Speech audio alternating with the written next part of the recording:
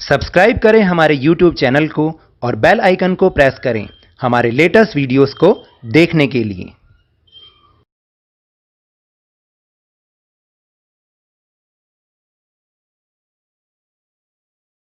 Hello and welcome to Lavneesh Sir की class. This is Directorate of Education GNCT of Delhi's worksheet number 25, and it is only for class 8 students. It has taken from the subject Social Science, Social and Political Life, and we will learn and understand the chapter Understanding Marginalization Part 2 in this worksheet.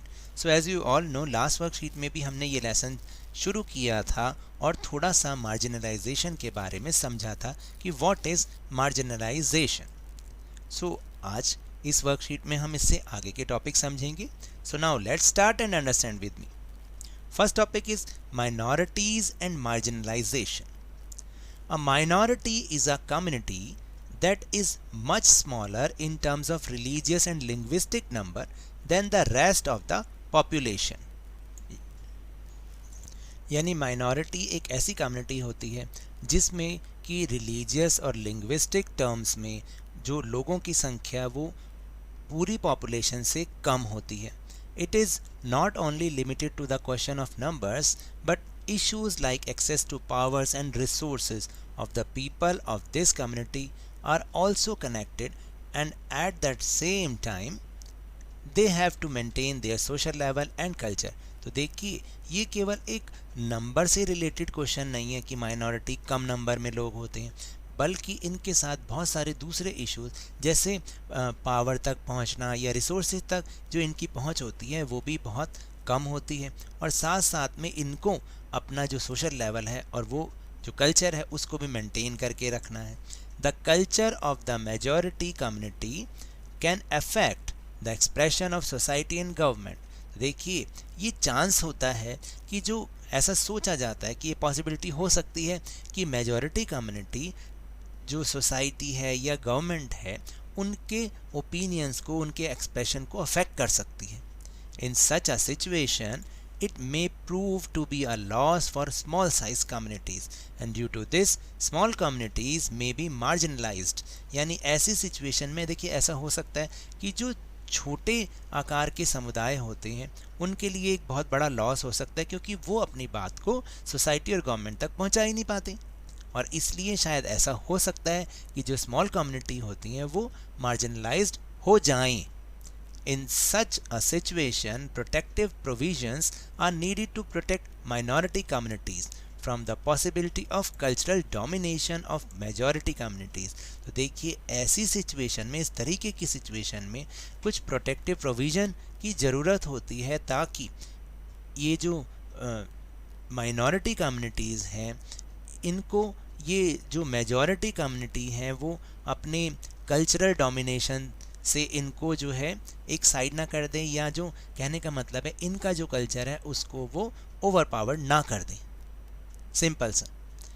These protections have been arranged in the Constitution because our Constitution is committed to protecting India's culture diversity and establishing equality and justice। तो देखिए ये जितनी भी protections हैं ये सारी की सारी हमारे कॉन्स्टिट्यूशन में दी गई हैं, इकट्ठी की गई हैं, क्योंकि हमारा कॉन्स्टिट्यूशन किस बात के लिए प्रतिबद्ध है, किस बात के लिए कमिटेड है, वो इस बात के लिए कमिटेड है कि इंडिया का जो कल्चरल डाइवर्सिटी है उसको बचाए रखना है। इस बात के लिए वो बहुत ज़्यादा कमिटेड है। And establishing equality and justice, मतलब सब लोगों के बीच इक्वालिटी और जस्टिस बना रहे। तो इस सब चीज़ों के लिए हमारा कॉन्स्टिट्यूशन कमिटेड है, और इसलिए ये बातें सब उसमें इंक्लूड भी की गई हैं। The judiciary has an important role in upholding the law and realizing fundamental rights। और देखिए कि लॉ को मेंटेन करने के लिए और जो फंडामेंटल राइट्स हैं वो सबको मिलते रहें, इसमें जुडिशरी का बहुत इम्पॉर्टेंट रोल है। If a citizen feels that his fundamental rights are being violated he can go out to court. और अगर किसी नागरिक को ऐसा लगता है कि उसके फंडामेंटल राइट्स को कोई वायलेट कर रहा है, कोई छीन रहा है, तो इसके लिए वो कोर्ट भी जा सकता है। Now the second topic is Muslims and marginalisation.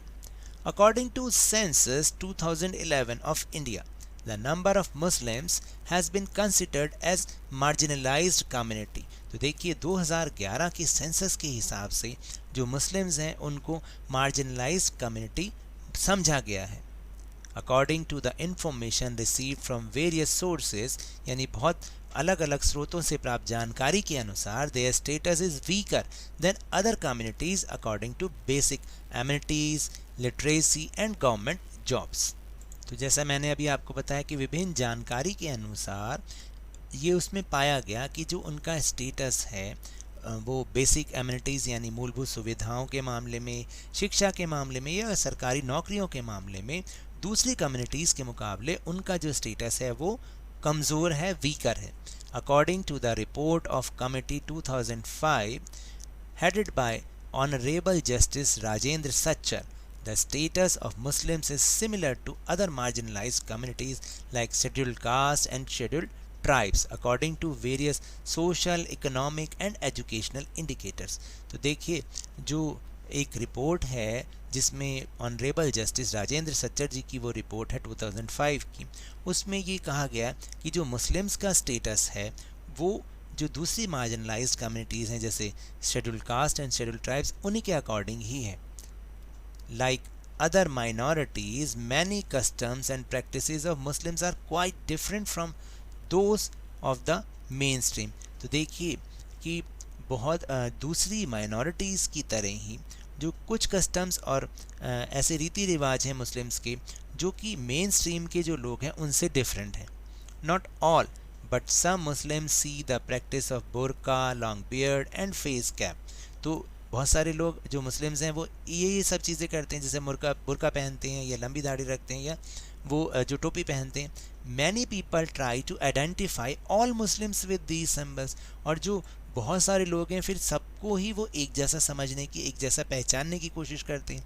This is why they were often viewed with a different view and this thinking becomes an excuse for mistreatment and discrimination and sometimes this prejudice leads to hatred and violence.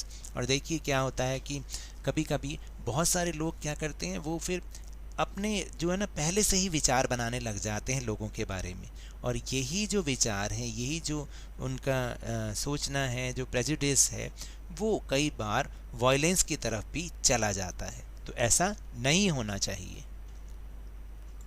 So conclusion, the relation of marginalization is associated with a feeling of lack, prejudice and powerlessness. यानी जो marginalization का relation है वो देखिए feeling of lack यानी कमी, अभाव के साथ, अभाव की भावना के साथ, और prejudice मतलब पूर्वाग्रह किसी के बारे में बना लेना, या powerlessness से associate है, जुड़ा हुआ है. Dalits are similar community in our country. और देखिए हमारे देश में दलित भी इसी प्रकार की कम्युनिटी हैं. Marginalization not only creates a weak social status but also gives equal accesses to education and other resources. यानी जो मार्जिनलाइजेशन है वो ना केवल एक वीक स्टेटस को, वीक सोशल स्टेटस को क्रिएट करता है, बल्कि जो उनके एजुकेशन तक पहुंचने के या जो रिसोर्सेज है उन तक पहुंचने के भी जो चांसेस हैं उनको कम कर देता है. Despite this the lives of marginalized communities can also be changed and changed. तो देखिए लेकिन इसके बावजूद जो marginalized communities हैं उनको चेंज किया जा सकता है. Marginalized communities want to maintain their cultural distinctiveness as well as an equal share in rights development and other opportunities. तो देखिए जो मार्जिनलाइज कम्युनिटीज़ होती हैं वो चाहती हैं कि वो अपना कल्चरल जो विशिष्टता है, डिस्टिंक्टिवनेस है, उसको बनाए रखें, साथ साथ वो राइट्स में, विकास में, डेवलपमेंट में और दूसरी अपॉर्चुनिटीज़ में वो इक्वल शेयर भी चाहते हैं. So these are the topics of this worksheet. Now we will move on the question answer section. So here is an activity.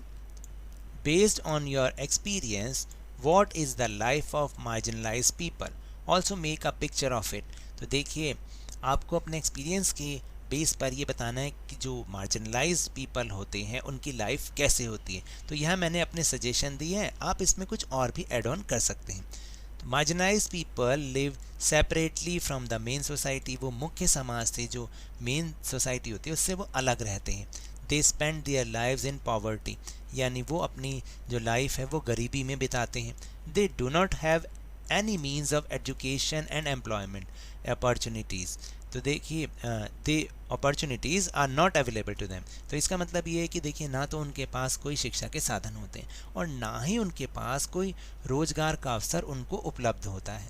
तो ऐसी होती है उनकी लाइफ। और यहाँ पर मैंने एक कंट्री का एक पिक्चर को यहाँ पर दिखा के ये बताया है कि मार्जिनाइज्ड जो पीपल होते हैं उनकी लाइफ कैसी होती है।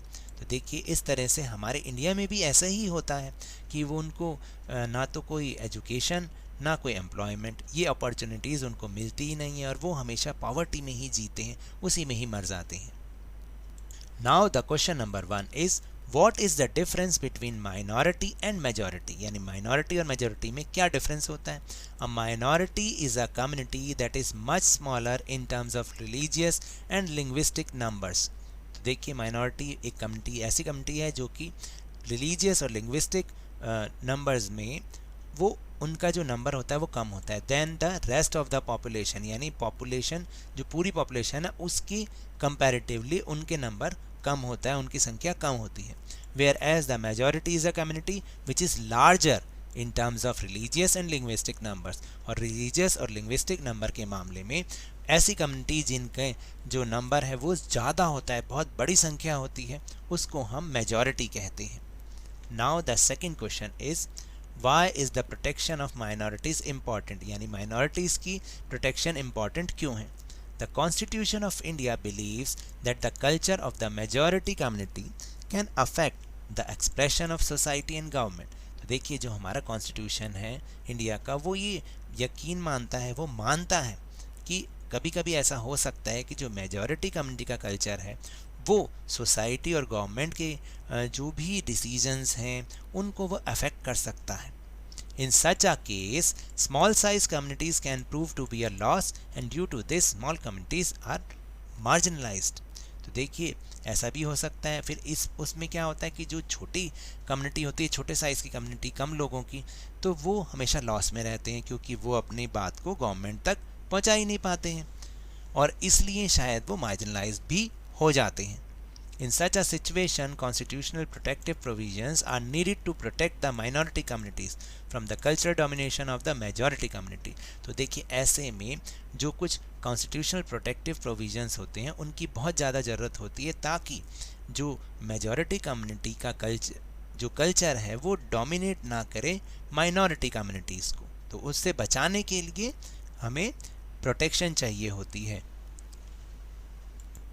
Now the question number 3 is how do people from a community become members of marginalized communities, यानी किसी एक समुदाय के सदस्य कब marginalized communities बन जाते हैं। तो देखिए people from a community become marginalized communities when their status is weaker than other communities in terms of basic amenities, literacy and government jobs। तो देखिए एक कम्युनिटी के लोग तब marginalized communities बन जाते हैं जब उनका स्टेटस, उनकी स्थिति जो है दूसरी कम्युनिटीज़ के मुकाबले किस चीज़ों में, जो बेसिक एमिनिटीज़ हैं, मूलभूत सुविधाएं हैं, या लिटरेसी के मामले में या गवर्नमेंट जॉब के मामले में उनका स्टेटस दूसरी कम्युनिटीज़ के कंपैरिजन में कमज़ोर हो, तो तब वो marginalized communities बन जाते हैं। And now the last question, question number 4 is how can development of marginalized people be possible। तो देखिए आपको ये बताना है कि जो marginalized people हैं उनका डेवलपमेंट कैसे पॉसिबल हो सकता है। तो यहाँ पर मैंने कुछ सजेशन दी हैं, आप इसमें अपने सजेशंस ऐड ऑन कर सकते हैं। Development of marginalised people is possible through the following veg, following measures, यानी निम्नलिखित उपायों से हम उनका जो डेवलपमेंट कर सकते हैं। जैसे the government should strictly implement laws dealing with marginalization, यानी जो मार्जिनलाइजेशन से रिलेटेड जो भी लॉज हैं गवर्नमेंट को उसको स्ट्रिक्टली इम्प्लीमेंट करना चाहिए। So the second measures is Marginalized people should provide education and employment opportunities so that they can connect with the main society by getting education and getting good employment. तो देखिए जो marginalized people होते हैं उनको हम education और employment opportunities provide कराएं ताकि वो मेन सोसाइटी से कनेक्ट हो पाएँ किसके द्वारा, अच्छी एजुकेशन और अच्छी एम्प्लॉयमेंट लेके वो भी मेन सोसाइटी के साथ कनेक्ट हो सकें, जुड़ पाएँ. Now the last point is the government should implement policies and programs related to their welfare. और गवर्नमेंट को उनके वेलफेयर से रिलेटेड जो भी पॉलिसीज़ हैं, प्रोग्राम्स हैं, उनको ज़रूर इम्प्लीमेंट करना चाहिए. So now that's all for this worksheet. अगर मेरे इस तरह समझाने से आपको थोड़ा सा भी समझ में आया हो तो इस चैनल को ज़्यादा से ज़्यादा सब्सक्राइब कीजिए, लाइक कीजिए और बहुत ज़्यादा शेयर भी कीजिए. और हाँ, मेरे साथ इसी तरह वर्कशीट को समझते रहिए, लेकिन ध्यान और मन लगाकर पूरी मेहनत और लगन के साथ पढ़ते रहिए. And if you want to defeat coronavirus, then wash your hands with soap and water regularly and please wear a mask, क्योंकि जब तक दवाई नहीं तब तक कोई ढिलाई नहीं. Thank you very much.